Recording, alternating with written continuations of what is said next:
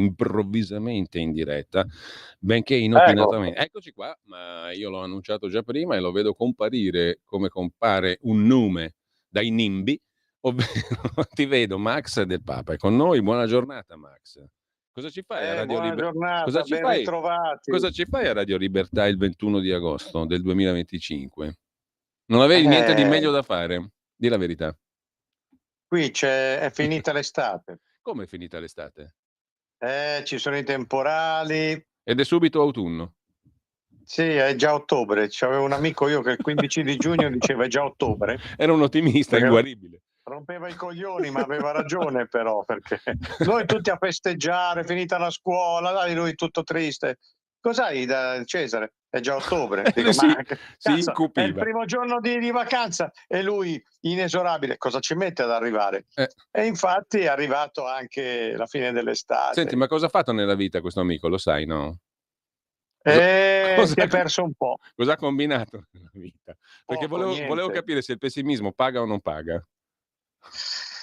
Pessimismo non paga, lui purtroppo si è perso, Eh. quindi non ha combinato niente, insomma, non Ma è così. tu mi stai dicendo che l'estate è già finita, ma io sto guardando qua tutti il meteo, no, che è una delle cose fondamentali della contemporaneità, no, tutti vivono delle Sì, previsioni del tempo, t'arriva sul telefonino l'allarme, allarme per uragano a Milano, poi vien giù 4 gocce d'acqua e te dici: "Vabbè, okay, l'allarme prossimo non te lo fili più e t'ammazza". Comunque a parte quello, voglio qua a me sembra che dal centro Italia in giù fa un caldo terribile.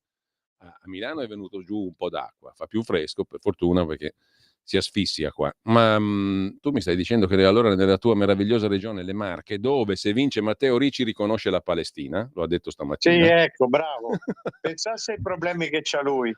A me mi Sì, pare che le dal Marche hanno fiume al mare, mi pare che dal Metauro all'Adriatico, al ma Tenna, questi sono proprio dei mezzi da cialtroni, dal dai, Tenna ma al come si fa? Metauro. Vabbè. Sì, guarda. Scusami, mi sembra che le Marche che ci sia stati, ci siamo anche andati in spiaggia qualche giorno insieme, no, in questo agosto, Certo. che non era una roba malvagia, tra Infatti io l'altro. oggi lo vedo vestito, il Cainarca mi fa strano, capite? Ma non è una cosa erotica, non è una cosa fluida, è che sai, al mare insieme, ha fatto i bagni insieme, perché Eh. i lettori, gli ascoltatori devono sapere com'è che è, né senza filtri né censure. Esatto, esatto. E allora noi diciamo tutto. Tutto, Uè. senza omettere niente. E per dirla E con allora Pozzetto è uè, giustamente. abbiamo mangiato la pizza, abbiamo Eh, fatto il bagno e di abbiamo fatto abbiamo lavorato anche in mare, perché si discuteva sempre delle cose, certo, delle però a trasmissioni. me pare che quella regione lì, appunto, vista dal mare, ma anche dall'interno, qualche problemuccio ce l'abbia più che la Palestina. Sì, ma allora questa cosa, le Marche riconoscono lo Stato di Palestina, è proprio quel populismo cialtrone di chi cerca di mamma mia, che tristezza. Viene da Ma dire quello che diceva il filosofo Frank Pale White, tradotto in italiano all'epoca fascista Bianchini, il quale ora ci diceva: arriviamo. "Ma cosa c'entro io?" Che non Cosa era c'entro io, ostia? Eh sì, perché ma no, lui lì cerca di distogliere, no, cerca di, coi tutti i problemi che ha per qua addosso, allora cerca di fare queste cose. E me l'immagino io i marchigiani che dicono: ti votiamo perché riconosciamo uno Stato palestinese." certo. Purtroppo le Marche, l'hai visto anche tu, e sono una regione anche bella, carina, ma in ginocchio, totalmente sfinita per una serie di ragioni. Giusto la Meloni, che è mal consigliata, può venir qua a dire che le Marche sono l'Ohio d'Italia. Ma quale Ohio? Il regno e la culla delle piccole e medie imprese. Qui le piccole e medie imprese non ci sono più da 30 anni. Non c'è più un tessuto industriale, il tessuto turistico è sfilacciato, resiste solo San Benedetto del Tronto, che è già un'eccezione perché va già a cascare sugli Abruzzo, ma il resto, da Pesaro, da Gabice fino a Porto d'Ascoli, è un pianto, e l'hai visto anche tu. Sì, no, infatti mi è Le molto Marche non si adesso sono più riprese uscendo un dal po' terremoto, dal no, Covid, dalla pandemia. e dalla crisi sistemica degli anni 90. Infatti, parlando seriamente, a me mi è molto colpito, diciamo, questa situazione critica di quella che un tempo era considerata un po' come il Veneto del centro Italia, no? E non solo del centro Italia, ma anche del centro-sud, una regione appunto molto laboriosa. La definizione di Giorgia Meloni poteva valere appunto qualche annetto fa. Io, 40 anni fa, 50 anni fa. Adesso che venga in campagna elettorale anche lei a dire una cosa del genere è una delusione totale, perché allora le Marche laboriose, le Marche potevano battersela col distretto Veneto anche lì sulle scarpe, perché hanno sfruttato tutto il boom di una crescita cazzaturiera totalmente anarcoide, caotica, i garage, gli scantinati trasformati in tomaifici. Quindi bastava una famiglia per mettere su un'impresa, non erano imprese, erano realtà. Ecco, però fammi al capire, limite Max. anche della legge. Ecco, Però poi questa roba è finita più di 30 anni fa e il marchigiano scusate, ma resta preindustriale. La sua testa è ancora quella contadina o marinara. Quindi quando il marchigiano è stato travolto da Improvviso Benessere, per citare un film degli anni 70, non ha saputo a ragionare, agire da imprenditore. Ha colto l'attimo, ha speso più di quello che poteva, ha continuato a lavorare a testa bassa, ma senza una concezione industriale e globalizzata. Mio padre, quando siamo venuti qua negli anni '80, veniva da un'esperienza con l'Estremo Oriente nei componenti elettronici. Venuto qua si è messo a fare l'unica cosa che poteva fare, il rappresentante di scarpe. Allora andava in Estremo Oriente, Cina, Giappone, Singapore, coi campionari di scarpe. Beh, mi credi, Giulio, che se lui partiva come stamattina alle 10, alle 11 a me mi chiamavano gli scarpari, così li chiamavano, e dicevano: ma Alberto è arrivato? Ma dico, come cazzo fa a arrivare in un'ora in Giappone? Ha fatto l'ordine, ma non è arrivato. Ma che c'è ido con la macchina? Cioè, è rimasta quella roba lì. Quindi non bastava essere laboriosi a testa bassa. Marchigiano, quando è arrivata la globalizzazione, si è arreso. Sono saltate solo nel distretto Fermano più di 3.000 fabbriche che non erano fabbriche, erano famiglie, e adesso non c'è rimasto più niente. Poi il terremoto, tu hai visto tutti i paesi dell'interno come sono Quella è ridotti. stata una botta terribile dalla quale ancora non si è ripreso quasi nessun centro colpito. È terrificante questa cosa dopo 10 anni. 9, quasi 10. Il nuovo commissario Guido Castelli, che è un uomo di Fratelli d'Italia, io lo conosco, è anche uno dei rari politici preparati, solidi nelle Marche, però non può parlare di rinascenza marchigiana, prenderemo 10 miliardi dal PNRR. Guarda, sa Max, anche lui intanto è il quarto, il quinto commissario, sì. Sa anche lui che i soldi per tutto l'entroterra Fermano, Maceratese, che va a cascare fino sull'Umbria, non ci sono. Nessuno li tirerà mai fuori, perché quei centri sono morti, sono incerottati, si sono desertificati, non tornerà più la gente. No. E nessuno Stato ha interesse a vivificare delle realtà che non sono riesumabili. Ecco, allora da straniero mi ha colpito un episodio, io te l'ho anche raccontato, ma voglio raccontarlo proprio perché senza filtri né censure, qua, al di là dello slogan, è una cosa di utilità pubblica questa, è una notizia che a me mi ha colpito. E te l'ho raccontata, Max, no? Quando siamo stati a Tolentino a vedere la bellissima, peraltro, Basilica di San Nicola. Sì. E allora, parlando con una ragazza in un bar, Tolentino è ancora messa malissimo, è ancora transennata, è ancora chiusa. Praticamente anche le abitazioni civili dei cittadini di Tolentino sono chiuse, inagibili, no? Quasi totalmente. Mi hanno detto che solo 4 o 5 famiglie sono rientrate, ma sai perché? E poi questa cosa mi ha sconvolto. Perché hanno pagato in nero una sorta di tangente alle imprese campane, e a me son venuti terribili pensieri su cosa vuol dire questo, che hanno ricostruito le loro case, le quali, non contente di aver preso 400.000 euro per un appartamento, ne hanno chiesti ai proprietari altri 100, 200.000 in nero per poter concludere i lavori e restituire la casa ai legittimi proprietari.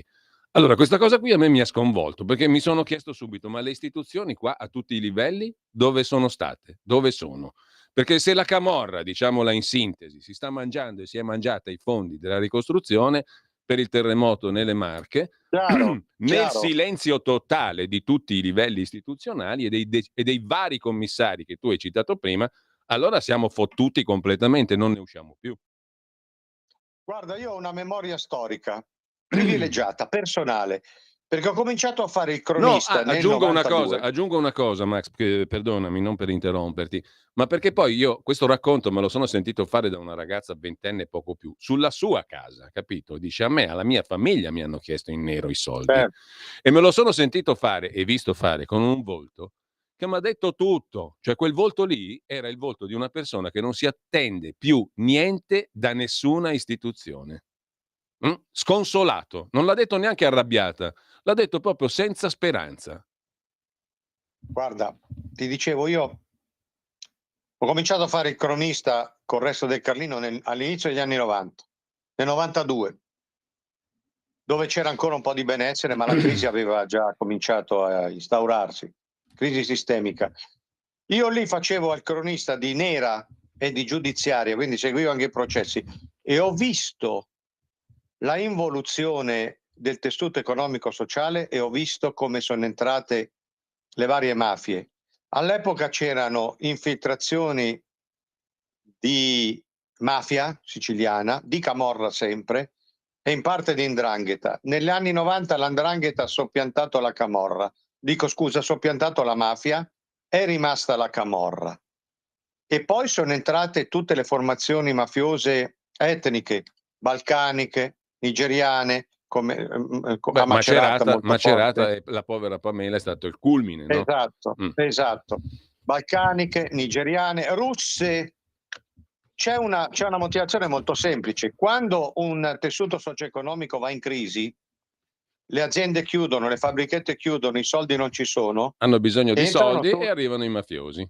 perfetto, Mh. perfetto. Arrivano i mafiosi. Quindi tutto noi sappiamo perfettamente No, che quasi però tutte, se non questo è un tutte, conto Max, permettimi, questo è un conto, no, ma sentire che con i soldi della ricostruzione si ma legittimano certo, operazioni che vanno a vantaggio della camorra, a me mi ha devo dire la verità, anch'io c'ho una certa cotenna, no, non sono di primo pelo, però m'ha fatto veramente impressione 'sta roba. ma il gioco è quello perché le aziende locali sono un po' dei prestanome, subappaltano aziende, di fuori che poi sono collegate con la camorra, con Locali, l''ndrangheta, che hanno i capitali. locali o largamente anche emiliano romagnole, eh.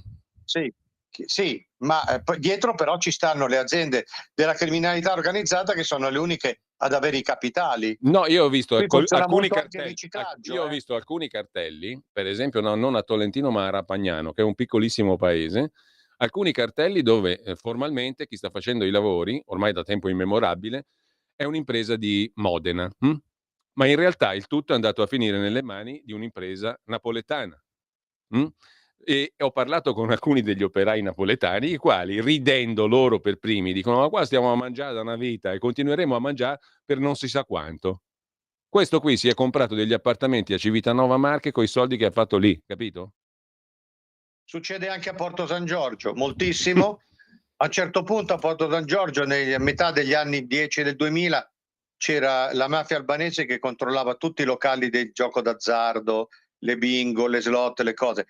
È un processo normale, anche perché qui la gente, sai, la mentalità è provinciale. Quindi una volta che tu ostenti il macchinone, il casone, il villone, poi non puoi più pagarlo, non la vivi l'umiliazione di ridarlo indietro. Ti metti in mano uno strozzinaggio organizzato per continuare a ostentare. Tutti lo sanno, però l'apparenza fa premio perché la mentalità è quella lì. Queste cose non le può dire Castelli, non le può dire la politica. Io cercavo nel piccolo, quando facevo Arresto del Carlino, ma non gradivano neanche quello perché qui c'è una rimozione totale. Qui bisogna dire che va tutto bene, le Marche, la regione l'Ohio d'Italia, la piccola regione laboriosa, quanto si sta bene, c'è il mare e quindi neanche la stampa locale si è mai azzardata, si azzarderà mai a fare. Se poi c'è qualche processo lo si mette un pochino, lo si minimizza, dice ma sì, insomma, questo era un povero disgraziato, era venuto qui, nessuno lo conosce. Invece no, invece non è così e non è così da più di 30 anni.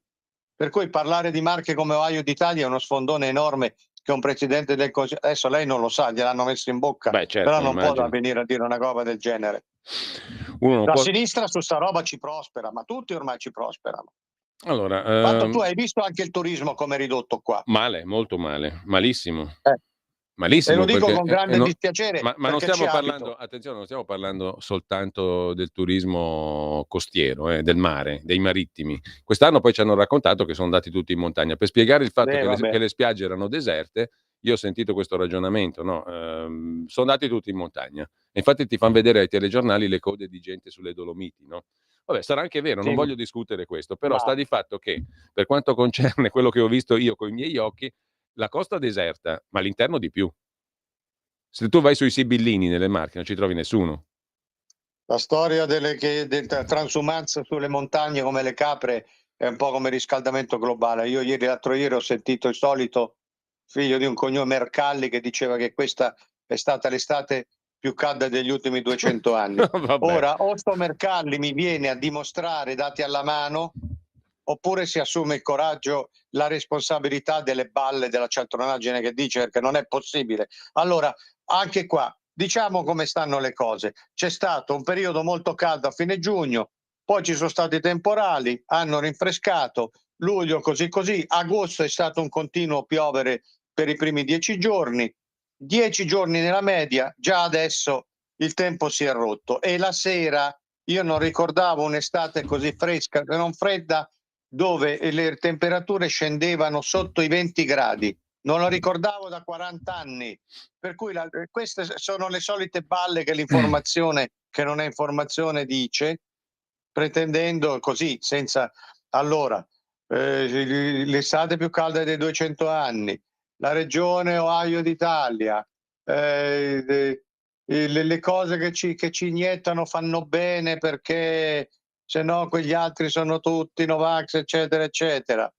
Sono luoghi comuni, sono false verità che vengono prese e io a questo punto mi verrebbe veramente da di porte vie, sa, che te ne do le botte, ostia, perché voi dovete capire, dovete sapere che io ho fatto conoscere a Giulio Un un filosofo. personaggio immaginifico Eh sì. che non c'è più, No, è ascolta, mio zio Franco, è il non c'è fi più, è morto, però resta per sempre, perché era Franco, mio zio Franco da Ascoli, da cui Franchi Gosto Ascoli, che si esprimeva in questo slang mezzo ascolano e mezzo mantovano, perché la moglie, mia zia, era di Mantova, quindi veniva fuori un mixaggio, un potpourri che era irresistibile. E lui su queste cose avrebbe detto: porte vie, sa che te ne do le botte, ostia, sa. Questo è è il personaggio dell'estate, ma avremo modo Oggi di farlo. lanciamo Franchi Gosto Ascoli. Ecco, oggi lo lanciamo, E io ma da ora in poi ti risponderò tutto con le sue massime e le sue uscite, le beh, sue frasi ascolta, inconfondibili. ma cosa c'entro io è fantastica, no? Perché non è una domanda, attenzione, questa è un'affermazione. E No, io no, è mi, un assioma. è un Cosa assioma, c'entro è io? un dogma, non è una domanda. Però molto spesso noi siamo in un'epoca di pensiero debole, per cui le affermazioni le prendi come domande, no? E questo segno del declino anche, mi sono permesso di interpretarla così, questa massima Sì. filosofica. Però questo personaggio debutta oggi, ma avrà una vita straordinaria. Io lo so già, l'ho già prefigurato, ti ho già detto anche che dove andrà a finire, secondo me, però ne parliamo a tempo debito perché Speriamo, no, no, speriamo. no, questo deve fare una gran carriera, questo personaggio, perché aveva una il dono della sintesi. Le sue Sì. affermazioni stentoree, che qualcuno prende per domande, in realtà erano affermazioni di una capacità sintetica ineguagliabile e di una adattabilità ai diversi contesti che le rendono universali, immortali. Cioè, è una specie di Giorgio Bracardi all'ennesima potenza, Tu il fammi meglio di un ponimi una Bracardi. qualunque questione, io ti rispondo subito a tono. Una Ecco, qualunque. perfetto. Allora poi dopo ci arriveremo perché non bisogna inflazionarlo. Il personaggio va dosato, va fatto entrare in scena come si deve, come hai fatto tu. Io intanto, siccome tu Max hai scritto diverse cose interessanti fra nicolaporro.it e il Giornale d'Italia, Punto it. punto .it naturalmente, cose che io reputo interessanti come lettore, come sempre mi accade, e di quello vorrei anche parlare. Però prima di arrivare ai tuoi articoli e prima anche di aprire le linee, perché qua chiacchierando sono già arrivate le 11:20. Abbiamo diversi messaggi e tra poco apriremo anche le linee telefoniche per chi volesse intervenire in diretta. Vi ricordo i numeri intanto: 02 92 94 7222 per la diretta, tra poco apriamo. Per i messaggi che potete già mandare via WhatsApp, il numero è il 340 6709 659. Non ho capito se c'è già una telefonata, no, meglio così perché la apriamo dopo le linee. Intanto dicevo, Max, prima di andare a ripercorrere qualcosa di ciò di cui hai parlato e hai scritto in queste settimane, in questi giorni, c'è una notizia di oggi che ci riguarda in parte, perché noi abbiamo fatto qualche tempo fa un bel giro e credo anche un bel servizio radiofonico televisivo. Osti, t'ha fatto un repulisti e Leoncavallo. Stanno facendo i repulisti a Leoncavallo. La polizia, davo la notizia poco fa, sta eseguendo dopo 134 tentativi l'ordine di Madonna, sfratto emesso nei confronti ma del Dio, centro che sociale. vergogna, ostia, più di 100 tentativi abortiti. Ma come si fa, ostia? Ma dai, su, avete una coscienza de merda. Ecco, chi ce l'ha la coscienza de merda a questo punto? Tutta la politica milanese, piddina. Però è notevole questo. Cosa? Il sindaco Sala, il sindaco Fauno, che brigava, abbiamo letto negli ultimi giorni, brigava per tenere su il Leoncavallo, per dargli proprio una totale sussistenza, no? Una perennità. Ieri c'era tanto di articolo sulla Verità. Lui trattava perché il Leoncavallo fosse praticamente sanato a vita. Era un abuso capione. Quelli stavano lì per usucapione nell'abuso. Un abuso capione. Di colpo si sgombera.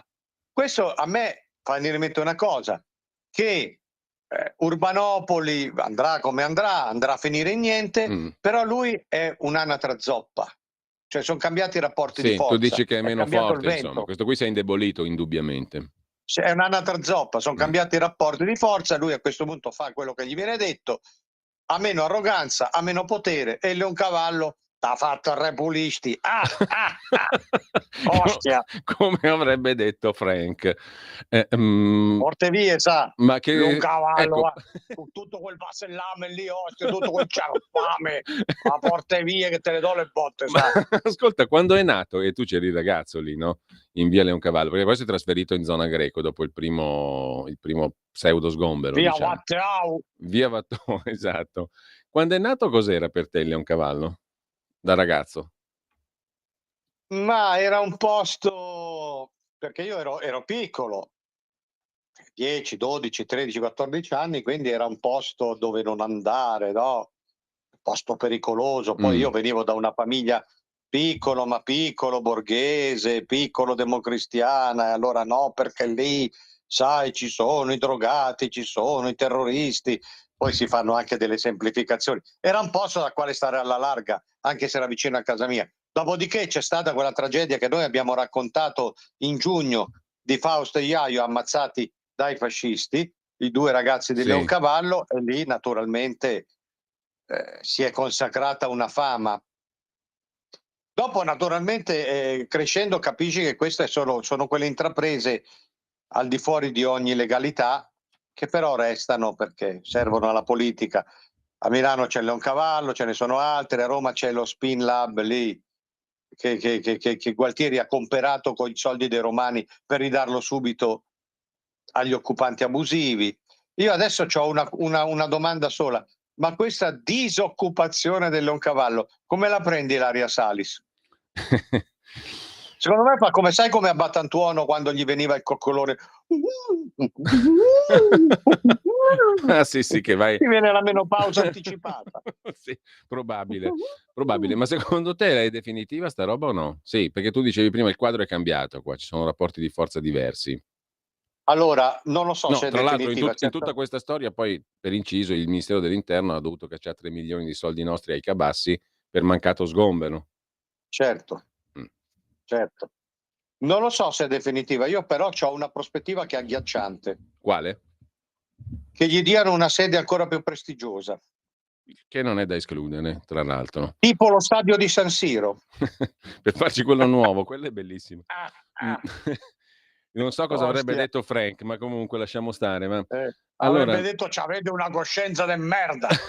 Quello è un'altra delle frasi apodittiche, ma con capacità, diciamo, di penetrare nella realtà. Anzi, avrebbe detto venisse un cancaro, ostia, su qua, porta via, sei un cancaro. Cancaro. Era un Bracardi marchigiano, diciamo così. Allora, adesso prima di entrare, nell'altro tema che volevo affrontare con te, anzi ci entriamo subito perché tu hai scritto, per il Giornale d'Italia in particolar modo, dal 17 agosto in avanti e negli ultimi giorni, 3 articoli, se non vado errato, su una questione che è diventata anche una questione di discussione politica adesso in questi giorni, no, noi avevamo parlato di questo tema con Silvana De Mari tanto tempo fa.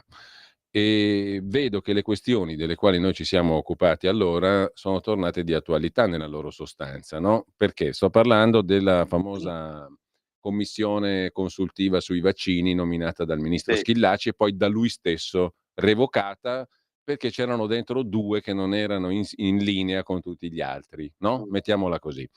Il che già mi pare molto poco scientifico, molto poco nello spirito della scienza e della discussione. A me mi hanno insegnato che la scienza è confronto, no, tra scienziati sì, anche, e infatti quando gli scienziati fanno una scoperta la mettono a disposizione di tutta la comunità scientifica per avere critiche, osservazioni, eccetera, la famosa certo. peer review, no?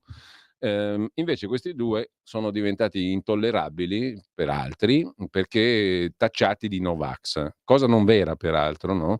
Perché sono due No, professori che hanno che hanno le loro, non teorie, che hanno, diciamo così, il loro punto di vista medico, hanno anche un'esperienza. scientifico, esperienze, eccetera. E quindi diciamo, questa cosa qui, Sì.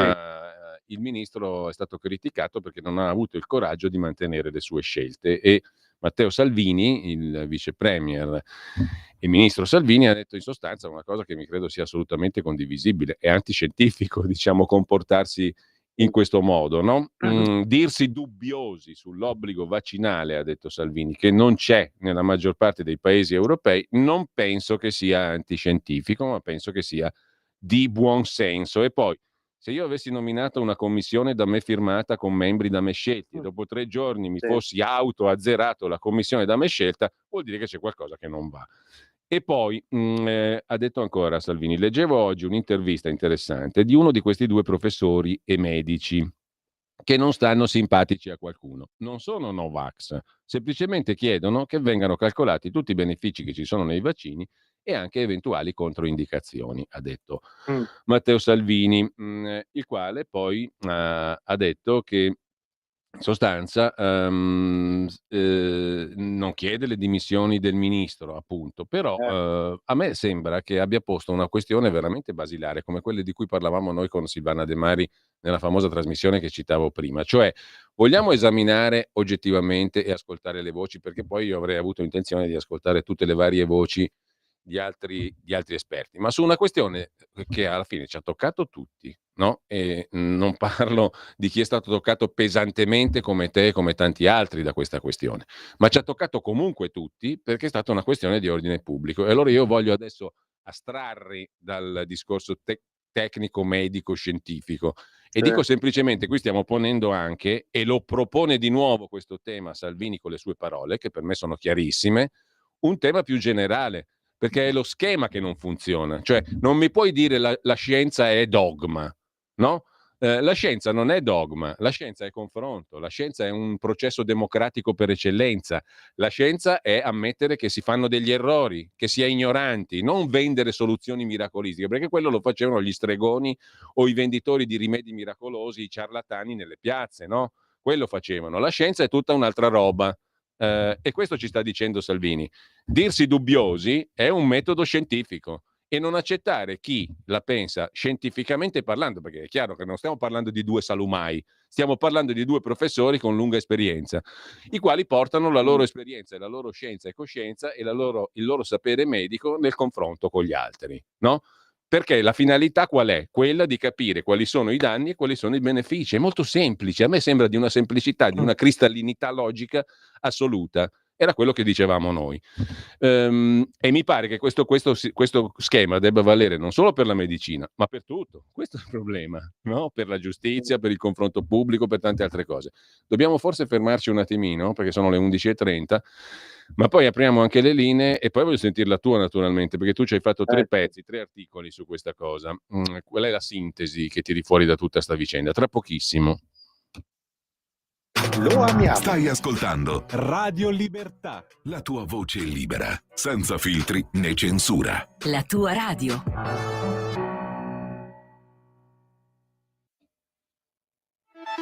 stai ascoltando Radio Libertà, la tua voce libera, senza filtri né censure, la tua radio.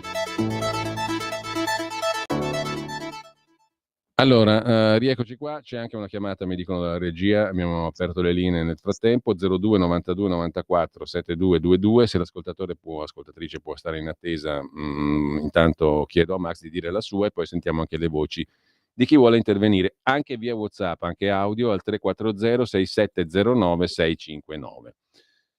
Max. Sì, ma qua sai, per quanto io possa essere coinvolto, per come la vedo io, qui in questo caso non c'è nessuna questione medica o scientifica, tutto vero, tutto giusto quello che hai detto, solo che qua questa magra figura di Schillaci si inserisce solo in una logica di forze contrapposte all'interno della maggioranza, con un'opposizione che continua a dettare le regole. E all'inizio, dentro la maggioranza, cioè la faccenda è tutta politica. È tutta di scontro politico. Schillaci è un uomo di Forza Italia. Forza Italia ha sostenuto l'obbligo e le misure più repressive, più concentrazionarie. Dall'altra parte quegli altri sono più cauti. Quindi tutto ha preso il sapore di una faida all'interno della maggioranza. Quindi medico, di scientifico, con tutte le buone considerazioni che tu fai, però qui c'è pochissimo, non c'è niente. È tutta una faccenda squisitamente politica.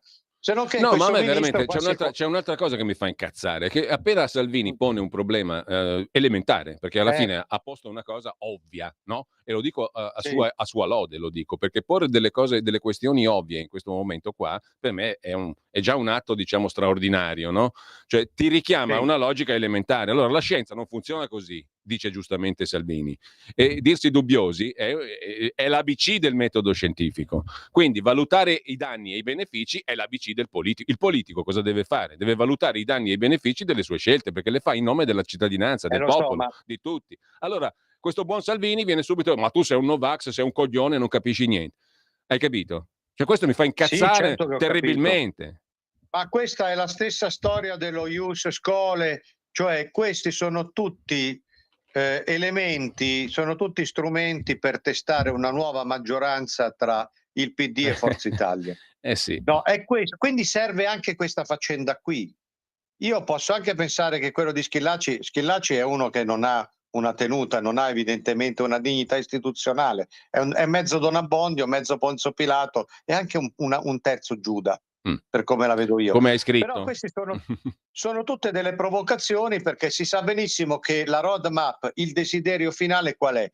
Ma che si butti giù la Meloni, che Mattarella l'aiuti a cascare e poi si fa una maggioranza estemporanea, transeunte ma lunga, tra come era prima, Grillini, Forza Italia, PD, e si mette fuori gioco la Meloni e si mette fuori gioco anche un po' Salvini. È tutta una questione neanche politica, è beceramente politicante, quindi si usano queste cose. Purtroppo Schillaci ha fatto tutto quello che non doveva fare. Io non so se l'ha fatto per provocare una possibile crisi, perché lui in questo modo ha messo anche la Meloni in difficoltà. La Meloni se ne è lamentata, ha detto è una scelta non concordata. Lei non ha la forza, non ha il coraggio di indurre questo qui ad andarsene, perché questo qui, c'ha ragione Mario Giordano, è indifendibile, non può più stare lì dove sta, ma nessuno gli chiede di andarsene perché è blindato da Mattarella, e quindi si fa tutto così. Questo è il segnale di una totale irresponsabilità, perché oggi anche la politica è improntata a totale irresponsabilità. Io faccio le peggio cose, le figure più meschine, le magre più colossali, però tanto passa un attimo, passa un giorno, si rimane in sella, va tutto in cavalleria, non succede niente. Cioè non c'è più il senso della decenza, della dignità, di una responsabilità del ruolo. passa tutto, deve andare tutto, e quindi passa anche questa cosa qua che è enorme. Allora Max, sentiamo chi è in attesa e lo ringrazio per l'attesa al telefono allo 02 92 94 7222, poi leggo i messaggi che sono nel frattempo arrivati via WhatsApp, anche audio al 340 6709 659. Pronto? Sì, buongiorno, io chiamo da Trieste. Buongiorno. Allora, Salvini non è un Novax, perché altrimenti chiederebbe le dimissioni di quel criminale di Schillaci. No, criminale, adesso non come? esageriamo, perché qua con le parole siamo tutti bravi a spararla grossa. Criminale. Scusami, non volevo quel incompetente, secondo me, non so, a questo punto. Secondo te incompetente ci sta? Non so, definite voi come volete qui Schillaci, dal momento che ho capito che voi non siete d'accordo proprio sulla sua posizione. Io ricordo benissimo Salvini, che era al governo quando c'è stata l'obbligo vaccinale, che è passato a Trieste. Era quel periodo che girava tutte le città. Una città allora era tutto allampanato, non capiva neanche dov'era. Sono riuscito a avvicinarmi e gli ho detto: mi raccomando, opponiti all'obbligo vaccinale, soprattutto per i bambini. Questo qua mi ha guardato, non ha capito neanche cosa ho detto, perché ripeto era allampanato. Comunque quello che voglio chiedere però è un'altra cosa. Adesso vogliono fare il ponte. Il ponte probabilmente viene fatto anche con soldi pubblici. Allora la mia è una domanda scema probabilmente, ma perché per attraversare il ponte dovrò pagare il pedaggio dal momento che il ponte è stato costruito? Ascolta, caro amico da Trieste, io dalla tua telefonata ho capito solo una cosa, che te ce l'hai col Salvini e sono affari tuoi, non sono affari di dominio pubblico. Non mi interessa, a me che te lo vedi allampanato o non allampanato, mi vale a me come il 2 di picche quando la briscola ai quadri, cioè conta zero. Ma conta zero. Se c'hai le tue turbe, no, scusami, chiedo anche alla regia, passiamo alla prossima telefonata e la chiudiamo qua, perché uno che ha le sue turbe non viene a esprimerle in pubblico, se le tiene a casa sua, capito? Se no non serve a niente, diciamo, per la nostra discussione. Max? No, dovevi dirglielo, Giulio, cosa c'entro io? Esatto. Ed è sempre utile. E non come domanda, ovviamente. Però io adesso non voglio dire, però quando uno chiama, quando chiamate, non dite faccio una domanda scema, se sapete che è scema non fatela. Ecco, appunto, preparatevi qualcosa di fondato, appunto. perché non si può sempre, anche queste cose, quello lì è un criminale, lascia fare, perché dopo le querelle le paga l'editore, le paga il mezzo. Sì, ma poi non serve a niente. A cosa serve? Non è che si può sempre andare, cerchiamo anche un minimo di... Io stavo dicendo prima, questa è l'epoca della irresponsabilità, che contagia tutti, contagia i politici, che non hanno vergogna di quello che fanno, contagia gli artisti, gli intellettuali, però contagia anche gli ascoltatori, i fruitori delle notizie. Sì, hai voglia, ma di più ancora. Cittadini. Di più ancora. Cerchiamo di recuperare anche un minimo di responsabilità. No, Max, secondo me il problema è che molta di quella roba qua allinea proprio nel pubblico, questo è il punto, diciamo. Sì. Perché invece di discutere concretamente, sono tutti messi così. E secondo me lì è stato un altro dei fatti negativi della chiusura per Covid. Tanta gente, secondo me, in quel periodo di chiusura lì ha coltivato le proprietarie e le ha ingigantite a dismisura, in una maniera veramente incredibile. Perché poi si fa un sacco di confusione. Quelli che pure da destra non vogliono il ponte perché allora io perché lo devo pagare, perché allora dopo i terroni, perché... Ma insomma, queste cose qui lasciatele dire a Bonelli e Fratoianni. In tutto il mondo tirano su i grattacieli, tirano su i ponti, fanno delle opere. In Italia chissà perché sta roba deve essere ignobile, deve essere un Vabbè, possiamo pure dire che sto ponte poi servirà anche a mangiare, servirà anche a impiegare per un po' di anni 100.000 persone, perché sennò non sai che fargli fare, perché tanto si torna sempre a Keynes, no? E vabbè. Ma insomma, se devi fare un ponte lungo più di 2 chilometri, quasi 3 chilometri, che serve comunque, io non capisco, si sta sempre a magnificare, hai visto la Cina, l'alta velocità, i ponti, le cose, e se lo fai in Italia diventa un crimine. No, quello non si deve fare, che lo fai a fare. C'è sempre sta logica del che lo fai a fare. Ovviamente che lo fai a fare se lo vuole fare Berlusconi o se lo vuole fare Salvini, perché se lo facesse la Schlein allora... non lo so io chi, allora il ponte va bene. C'è sempre sta logica per cui non conta il fatto, ma conta da dove viene, chi lo fa. Sì, appunto. Allora, abbiamo un'altra telefonata e poi leggo i messaggi che sono arrivati. Pronto? Ciao a entrambi, sono Marco da Mantova. Buongiorno Marco.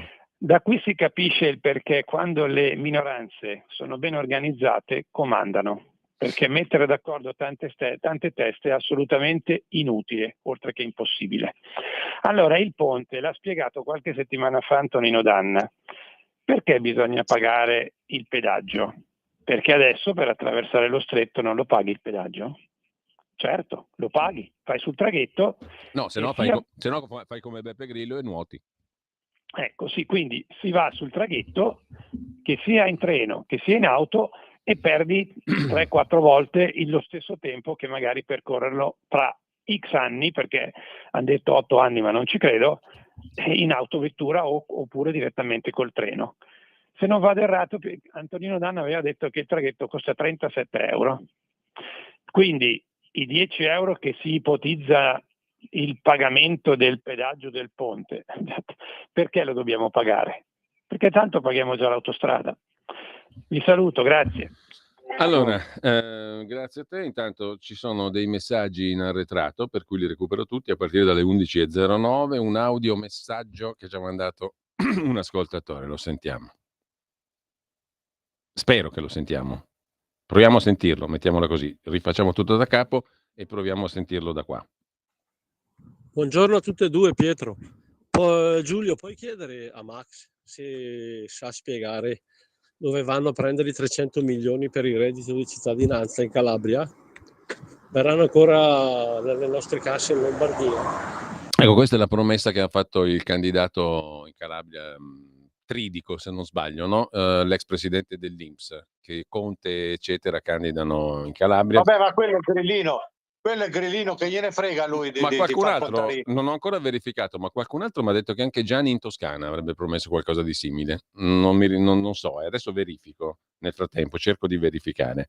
Però, insomma, questa è simpatica, il reddito di cittadinanza.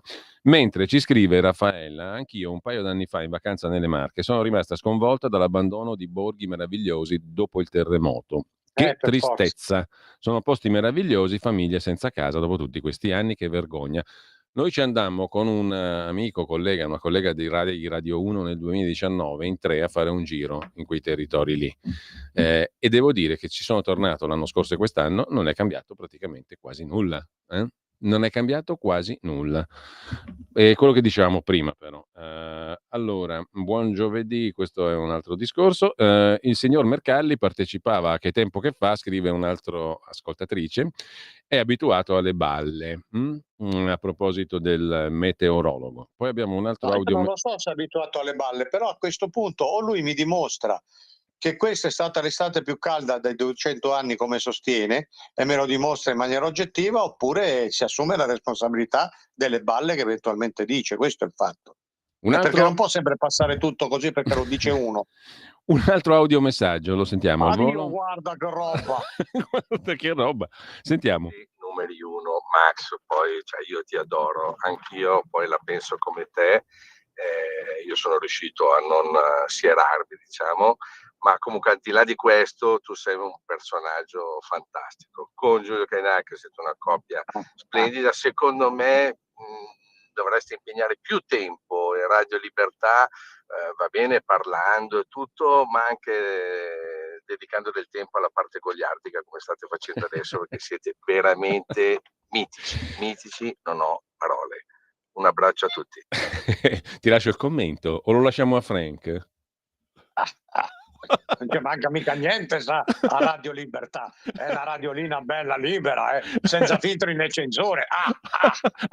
Era la risata che commentava, che incorniciava le sentenze. Io, guarda. Beh, allora Mario, un altro Quando messaggio. vado poi i borghi dell'entroterra mi faceva pena da solo, guarda. Dio Cristo, guarda. Non c'ho più, ho finito le lacrime. Allora, Mario ci scrive al 340670969.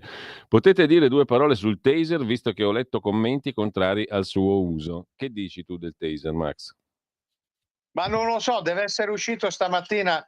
Non ho ancora controllato un pezzo su nicolaporro.it perché che devo dire? Cioè qua alla fine la spunta la Salis, abolire le forze dell'ordine e basta. E la pistola no, il taser no, il manganello no. la cosa no, lo spray no, tutto no. Allora mandiamo le forze dell'ordine ossigenate, coi capelli rosa, le unghie laccate ma corte, perché unghie sono un'arma impropria. Arrivano i Maranza, li prendono a catenate e loro fanno una bella disquisizione sui Manneke Leaf, uomo, donna, il coso, la percezione, l'estate più calda dei 200 anni, e così si risolve tutto, no? Ecco, intanto confermo quello che ci ha scritto un ascoltatore: PD e 5 Stelle con Gianni, il presidente uscente PD della regione Toscana. Bella Accordo, prospettiva, una prospettiva veramente, perché accordo in 23 punti, c'è anche il reddito di cittadinanza regionale. Tanto quelli, che problema c'è? Quindi non è solo Butta via tridico. 200 miliardi qua, 200 miliardi là, stampiamo nuova moneta. Non è solo Via. Tridico in Calabria, ma anche Gianni in Toscana, perché ha siglato l'accordo con i Sì, 5 sì. Stelle sia il reddito di cittadinanza Certo. regionale. Mentre Regionale, abbiamo certo. altri 2 messaggi audio, sentiamo al volo. Molto bene. Ricci riconosce la Repubblica, riconosce la Palestina, lo Stato palestinese. Benissimo, allora io nel mio piccolo riconosco la Repubblica Padana. E tu, Giulio, che potresti riconoscere la Repubblica Cisalpina, quello che ti pare. Cioè, che cazzo vuol dire riconosco la Repubblica, la Palestina? Chi se ne frega? Cioè, arriva un palestinese, populismo antagonista, per andare nelle Marche, e dalle Marche può andare in Palestina con il passaporto delle Marche, nelle Palestina. Ma questo è scemo totale, è scemo più scemo della Schlein. Vi do una notiziona, Schillaci è stato comprato dalla Juventus, nonostante l'età l'ha comprato la Juventus. Poverino Schillaci. State bene. Poverino il calciatore che ha avuto altri problemi, tra l'altro, nella vita. Si torna sempre là, però. Appunto, comunque, e anche su Sinner, secondo te la raccontano giusta? Secondo me mica troppo. È una mia impressione, per carità. Insomma, non c'è niente io sono andato a vedere questo negli ultimi 3 anni, ha dato forfait 40 volte per i pretesti più strani, e una volta c'è lo spiffero, una volta c'è la fragolina sulla torta, una volta c'è stato male, una volta ha scopato male, una volta era stanco, una volta... Cioè tu lo vedi che comunque adesso non possiamo trarre conclusioni, però tu lo vedi, lo sforzo dell'informazione, io la chiamo di regime, per proporre le cose più inverosimili, quelle che proprio non hanno senso, non stanno in piedi, no? Adesso è venuto fuori che ha mangiato una fragoletta. Quando ci sono delle spiegazioni che non spiegano niente, così surreali, così inconsistenti, vuol dire che si sta cercando di coprire qualcosa, l'indicibile. Un ragazzo di 24 anni, la fragoletta, anche Alcaraz, diciamo, a 24 anni. Ma perché lui si allena troppo, ho capito, però questo qua gira con una clinica di lusso ambulante, c'ha i migliori specialisti del mondo, perché uno che in un anno vale 50-60 milioni di euro. Quindi questo qui è l'individuo più controllato dai migliori scienziati del mondo. Non mi si può venire a dire che a 24 anni è perché è stanco, perché gioca troppo, perché ha mangiato la torta con la panna, perché ha mangiato la fragola, perché gli ha pigliato lo spiffero, perché gli ha pigliato l'aria condizionata. Ste cose io mi limito solo a ricordare, non voglio fare polemica qui perché dopo partono le lettere, le cose. Io mi limito solo a ricordare che negli ultimi 2 anni quasi tutti i tennisti, giovani soprattutto, hanno accusato di questi problemi, e c'era uno, Medvedev, mi pare, che diceva: posso andare in campo solo dopo 5 o 6 iniezioni di cortisone, di ricostituenti e di cose, perché non mi reggono le gambe. Allora, Loredana, ringrazio Loredana che ci ha scritto a proposito della telefonata di prima, i Novax come questo signore che chiama sempre per dire le stesse solite cose, dovrebbero invece ringraziarvi per quello che state facendo, che è chiarissimo. Allora, saluto Loredana e poi a proposito esatto, a proposito della traversata a nuoto dello stretto di Messina, c'è uno sketch di Catenacci, noi abbiamo citato prima Bracardi, era uno dei suoi personaggi. Esatto. E quando c'era alto gradimento tesseva le lodi del duce che attraversava lo stretto a nuoto, esattamente come Beppe Grillo. Esattamente, più o meno, esatto, è un altro mangiato anche lo squalo, Esattamente, un altro ascoltatore ci manda la conferma, l'abbiamo data prima, di Gianni, che ha accettato il diktat dei 5 Stelle, il presidente toscano, che quindi ha accettato anche il reddito di cittadinanza regionale. Prego, Max. Ma a me sto reddito di cittadinanza mi pare caffè e latte. Sì, è spacciato per una roba, ma è tutt'altro, diciamo così. Esatto. Ascolta, solo a beneficio di chi ci ascolta, Max, voglio citare gli ultimi tuoi articoli anche sul sito di nicolaporo.it, naturalmente. Mi raccomando. Ma perché ti sta così antipatica quella signora, la relatrice speciale dell'ONU, Francesca Albanese? Perché ti sta così antipatica? Perché sta per Hamas, ecco perché. E qui non c'entra niente la Palestina, Israele, il fiume, il mare, i popoli, gli stati. Guarda che io ho criticato un sacco di volte Israele, anche sul Poro, cioè dico, questi alla fine si devono fermare. Hanno finito le ragioni, hanno finito gli alibi, non si può fare un 7 ottobre tutti i giorni. Quindi sfondi una porta aperta, però questa è un'altra cosa. Questa qui sta con Hamas e non si può.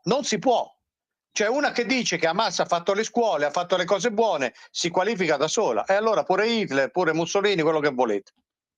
La sinistra che difende una con argomenti squisitamente fascisti, cioè Mussolini ha fatto anche delle cose buone. Fascista, cosa antifà, la pasta asciutta antifà. Lo dice Francesca Albanese, Hamas ha fatto anche delle cose buone, tutti col pugno chiuso. Ecco perché mi sta antipatica. Cioè tu puoi dire che Hamas ha fatto delle cose buone, ma non puoi dire che Mussolini ha fatto delle cose buone, no? No, esatto. No. Quello non puoi dirlo, questi sì. Si chiama Tra l'altro Hamas è profondamente fascista come ideologia. Beh, certo, essendo di matrice... Sono i discendenti del Mufti di Gerusalemme, quello che si era messo d'accordo con Hitler. Sì. Non scherziamo. E con Mussolini. A me danno fastidio queste cose qua. Mussolini sfoderava la spada dell'Islam, no? Ma Dio, guarda, ma muoviti, cucù, ostia, va via, porta via Francesca Albanese, va. Infatti, qui vale, era un seguace anche della famosa dottrina del rasoio di Occam, Frank. Tagliare corto, tagliare semplice, eliminare l'inutile, giusto? E quello era un altro degli aspetti. Il rasoio di Occam è da recuperare, quella dottrina filosofica.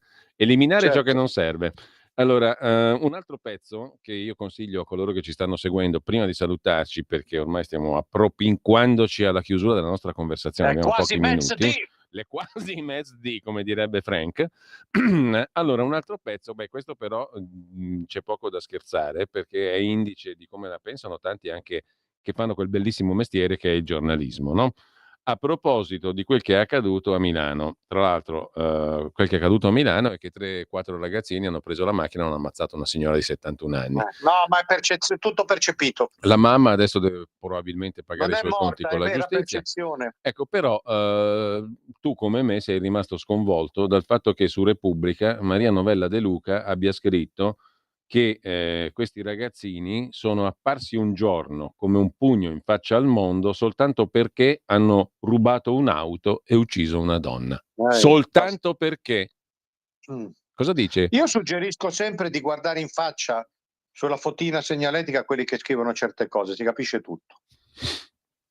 Soltanto perché, ma poi non solo, ma poi ho letto sull'Unità una roba ancora più pazzesca, cioè una roba, no, perché l'accanimento, il concetto era lo stesso, capirai, è morta una vecchia, però si andava oltre, no? Ma io dico, ma Dio, che vergogna l'Unità dei Sanzonetti, ostia, però al di là di questo, no, è un delirio da pazzi, perché l'accanimento contro i rom, i bambini, vogliono toglierli alla famiglia, e cazzo, il padre è in galera, la madre ce l'hanno appena messa.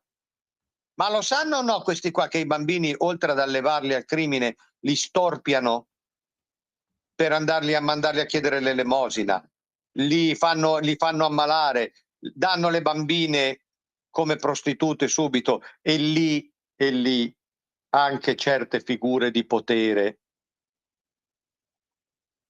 hanno le loro responsabilità, perché noi sappiamo che se certi accampamenti oltre l'abusivismo prosperano è perché in certi casi ci sono delle situazioni peggio che ambigue, peggio che morbose, peggio che criminali, con figure di potere. Ora non si possono fare degli articoli dove si butta tutto il vittimismo perché i Rom, perché non fanno niente. Non è vero che sono inclini alla delinquenza, non è vero che vivono male, non è vero. Nei campi nomadi si vive benissimo, però si vive male per colpa del capitalismo. Però non è vero che i bambini vivono male, però non è vero che questi delinquono.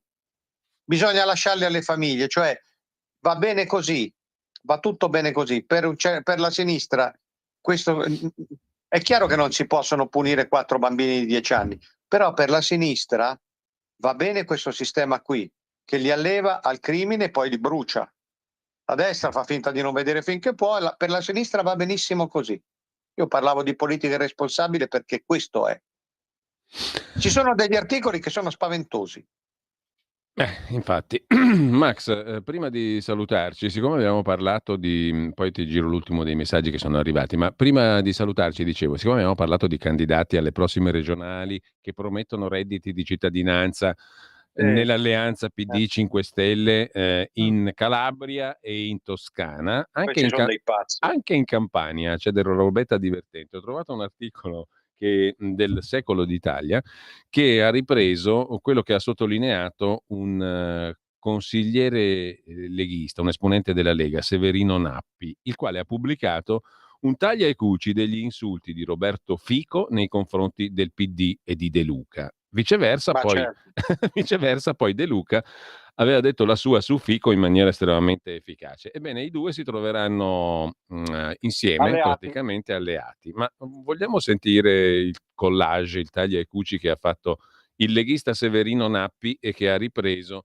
adesso lo mandiamo in onda anche da qui, e che ha ripreso il Secolo d'Italia. È divertente, quando Fico insultava il PD.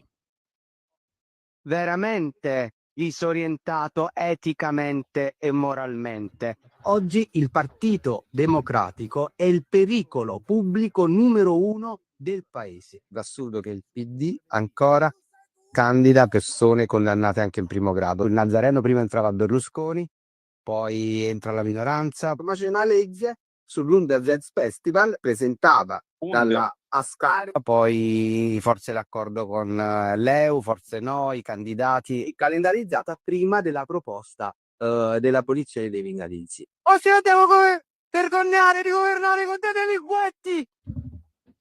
Dei delinquenti, li chiamava dei delinquenti, capito? Mentre De Luca, cosa che diceva?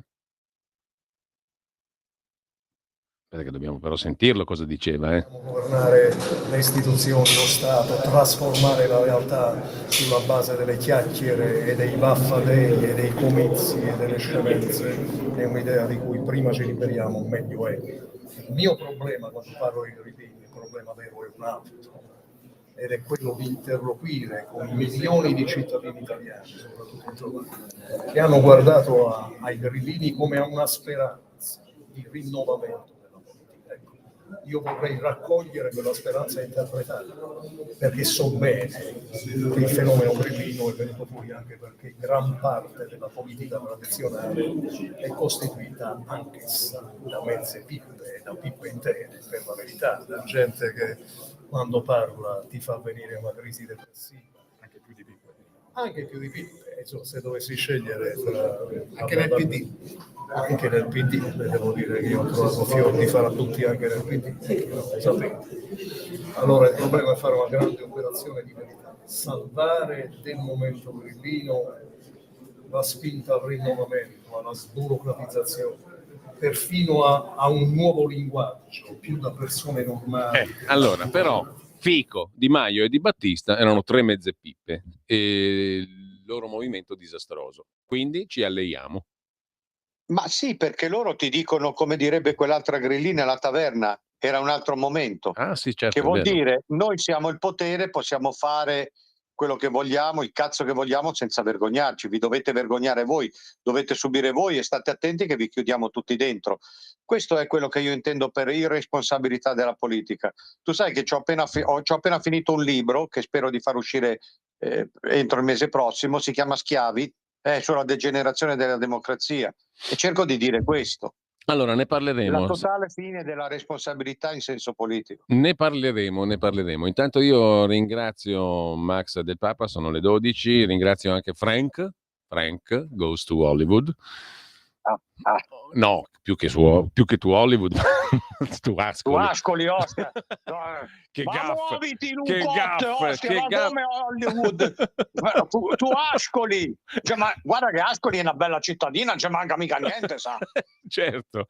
Grazie a Max Del Papa, un saluto a tutti, buon pomeriggio.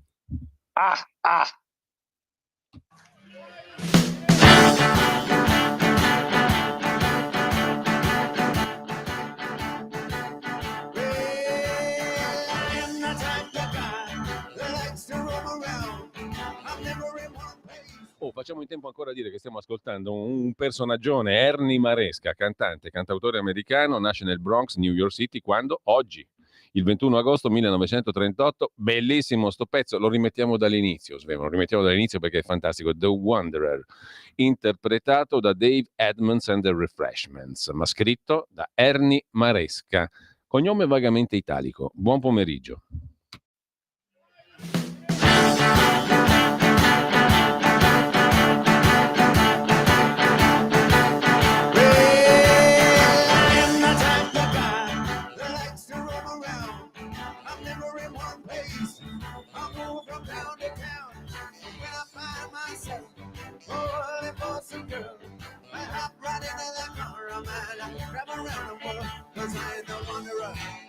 Yeah, the wanderer.